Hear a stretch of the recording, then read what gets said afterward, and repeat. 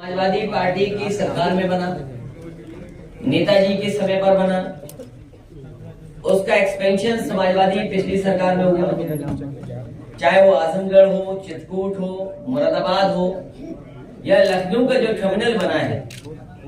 जिस समय समाजवादी सरकार थी, लैंड एंड एक्विजिशन से लेकर के सब काम उस समय हुए थे और उसका परिणाम ये हुआ कि आज आपको वो काम सब दिखाई दे रहे हैं।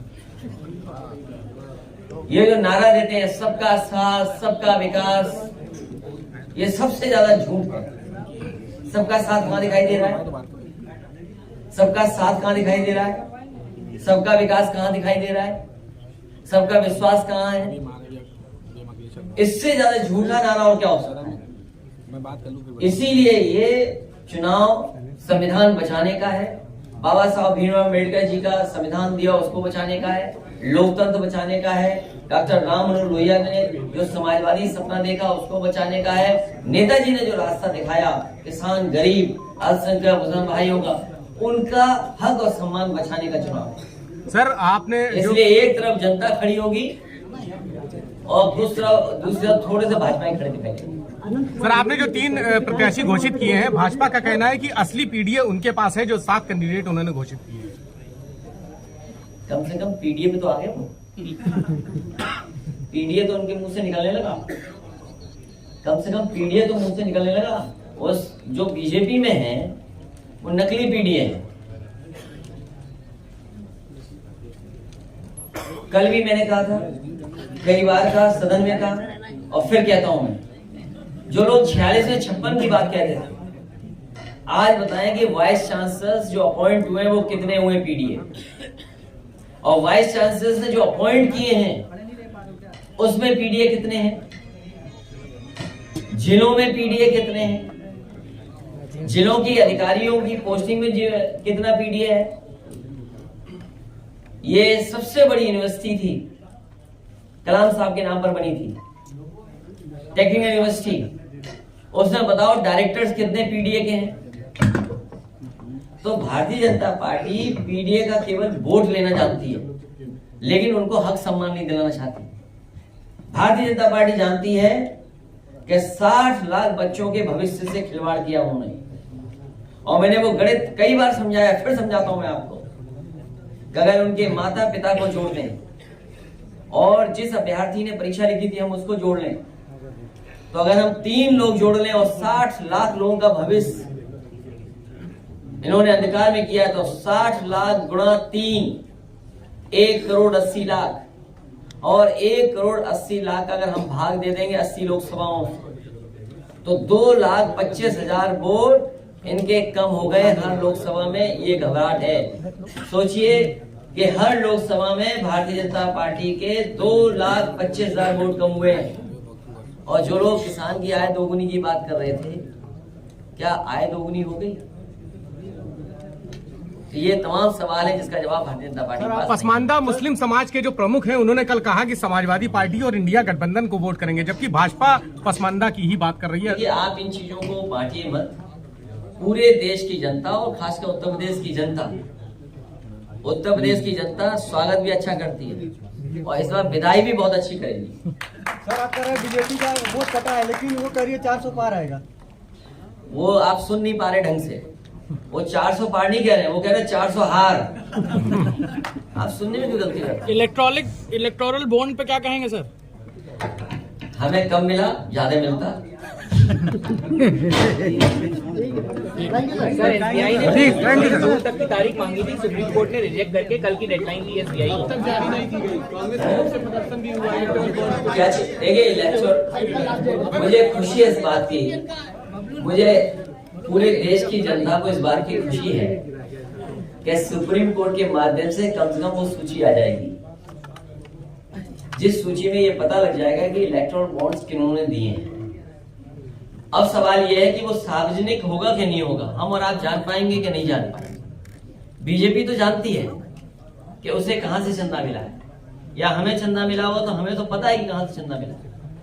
ये जनता जान पाएगी कि नहीं जान पाएगी, ये सबसे बड़ा सवाल है। इसलिए हमें उम्मीद है कि सुप्रीम कोर्ट के माध्यम से, या जो साथी इस बात को चाहते हैं कि जनता जाने, तो मुझे उम्मीद है कि देश की जनता जानेगी कि इलेक्टोरल बॉन्ड्स बीजेपी पे जो आए हैं या अन्य दलों पे जो आए हैं वो किन किन के माध्यम से पहुंचे। सर, सुप्रीम कोर्ट ने कहा इलेक्शन कमीशन 15 तारीख को 5 बजे तक पब्लिक कर देगा पूरी लिस्ट। इससे अच्छा और क्या होगा? ये तो खुशी की बात है, उसका हम और सब लोग मिलकर के स्वागत करेंगे। क्या चुनाव पे कोई असर पड़ेगा इलेक्टोरल बॉन्ड का, आपको लगता है? जिसका दाना उसका गाना। आवाज खराब जब दाना कम होगा तो गाना भी कम बजेगा। स्वाभाविक है कि बीजेपी की जो ताकत है, झूठ बोलने वाली तो ताकत है ही है, लेकिन उसके साथ साथ ये संसाधन वाली ताकत बहुत है। पिछले चुनाव में हम लोगों ने देखा, 22 के चुनाव में हमारे और समाजवादियों के पास क्या था? संसाधन कम संसाधन थे, कम लीडर्स थे, उसके बावजूद भी हम लोग मुकाबला कर रहे थे। बीजेपी के पास जो संसाधन है, जिस तरह का इंतजाम उनके पास है चुनाव लड़ने का, तो वो फेयर गेम नहीं हो पा रहा है। इससे फेयर इलेक्शन नहीं हो रहा। ज्यादा पैसा होना डेमोक्रेसी को भी खतरा है। बीजेपी के लोग पे संसाधन बहुत है, तो ये डेमोक्रेसी को भी खतरा पैदा करते हैं, समय समय पर प्रभावित करते हैं।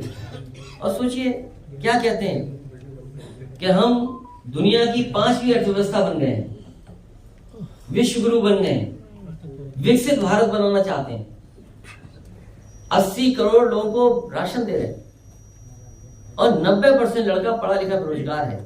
इसीलिए जो 60 लाख का जो गणित है, इसका जवाब भारतीय जनता पार्टी के पास नहीं है। न पीडीए का जवाब है उनके पास, न किसान की आय दोगुनी का जवाब है, न महंगाई का है और न ही नौकरी का है। मतलब अग्निवीर जैसी आधी अधूरी नौकरी होगी क्या? आप एमएसपी दीजिए और पूरी नौकरी दीजिए, जिससे वर्दी पहन करके नौजवान को सम्मान मिल सके। कर्ज के चलते कल एक और लखनऊ में कारोबारी ने सुसाइड कर लिया गोली मार के। एक नहीं, अगर हम एनसीआरबी के आंकड़े देखेंगे तो 1 लाख किसान ने आत्महत्या की। नौजवानों की अगर हम देखेंगे, गरीबी के कारण, बेरोजगारी के कारण, आप सोचिए परीक्षा कैंसिल हो गई, नौकरी नहीं मिली, तो वही ब्रजेश पाल नौजवान कन्नौज का, उसने अपनी डिग्रियां जला दी और कहा कि ये डिग्री किस काम की है जो मुझे नौकरी नहीं दिला सकती। वहीं फिरोजाबाद में एक बेटी वर्षा, परीक्षा कैंसिल हो गई, उसकी वजह से आत्महत्या कर ली। ऐसे न जाने कितने केस हैं नोएडा से लेकर के गाजीपुर तक, जिसमें कई लोगों ने जान दी है। पुलिस की प्रताड़ना से जान जा रही है, पुलिस अन्यायकारी उससे जान जा रही है। सूदखोर डेली दबाव बना रहे हैं, जो लोकल स्तर पे सूदखोर है, जिसके खिलाफ कार्रवाई होनी चाहिए। बलिया में, आपके इलाहाबाद प्रयागराज में, बहुत सारी जगह पर ऐसी घटनाएं, ये सब को बढ़ावा दे रही है Bharatiya Janata party. Bharatiya Janata party administration के अलावा सब काम कर रही है, न्याय नहीं दे रही, बाकी सब काम कर रही है।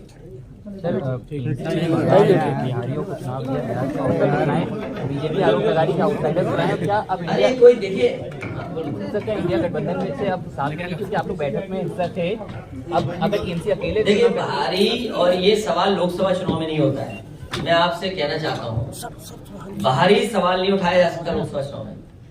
कहीं का भी नागरिक किसी भी लोकसभा से चुनाव लड़ सकता है। ऐसे अगर बाहरी कहोगे तो बहुत सारे लोग बाहरी हो जाएंगे। ये आपका चैनल है, ये भी बाहरी है, ये भी बाहरी है। ईटी नाउ कहाँ है हेडक्वार्टर तुम्हारा, मालिक कहाँ रहते हैं?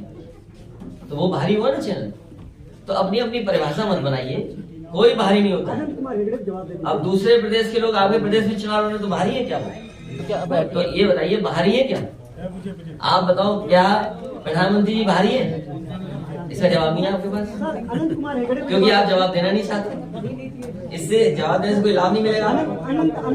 तो सर टीएमसी अब हिस्सा नहीं रहा गठबंधन का,